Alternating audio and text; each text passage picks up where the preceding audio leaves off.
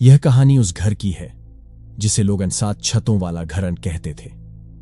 यह घर पुराने समय में किसी महल से कम नहीं था, लेकिन वर्षों के साथ यह भयानक रहस्यों और डरावनी घटनाओं का केंद्र बन गया।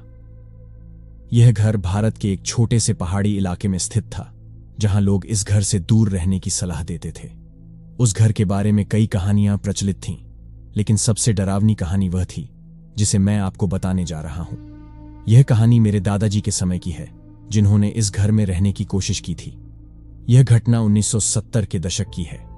मेरे दादाजी मोहनलाल अपने परिवार के साथ शहर से गांव लौट रहे थे। गांव में उनकी थोड़ी बहुत जमीन थी जिस पर वे खेती करते थे, लेकिन गांव में लौटने के बाद उन्होंने एक नया घर बनाने का विचार किया। उन्हें किसी ने बताया कि गांव से थोड़ी दूरी पर एक बड़ा घर है जिसे लोग 7 छतों वाला घर कहते हैं। यह घर कई सालों से वीरान पड़ा था और इसके मालिक अब इस दुनिया में नहीं थे।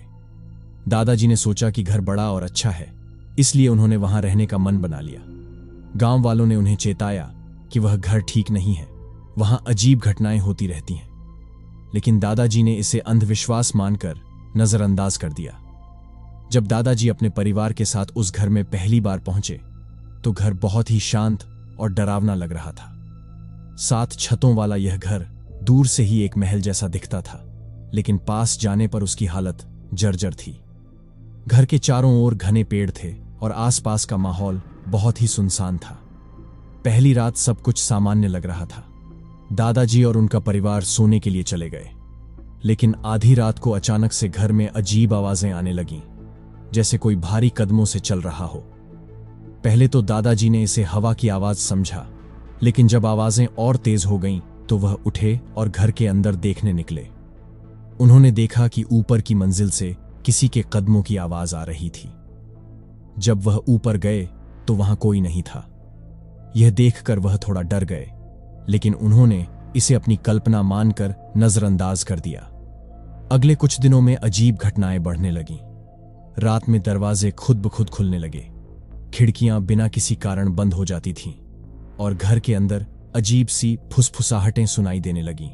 सबसे डरावनी घटना तब हुई जब दादाजी की छोटी बेटी सुमनास ने बताया कि उसे घर के अंदर एक अजीब औरत दिखाई दी थी। सुमन ने बताया कि वह औरत सफेद साड़ी पहने हुए थी और उसके बाल बहुत लंबे थे। वह औरत उसे देख रही थी, लेकिन कुछ बोल नहीं रही थी। दादाजी ने सोचा कि सुमन शायद डर के मारे ऐसा कह रही है, लेकिन जब घर के बाकी सदस्यों ने भी वही औरत देखी तो सभी के होश उड़ गए। दादाजी ने गांव के बुजुर्गों से उस घर के बारे में पूछताछ की। तब उन्हें पता चला कि उस घर में पहले एक अमीर व्यापारी रहता था जिसकी 7 पत्नियां थीं। व्यापारी का स्वभाव बहुत ही क्रूर था और उसने अपनी 7 पत्नियों को मारकर घर के अंदर ही दफना दिया था। कहते हैं कि उन 7 पत्नियों की आत्माएं अब भी उस घर में भटकती हैं और किसी को भी चैन से वहां रहने नहीं देती।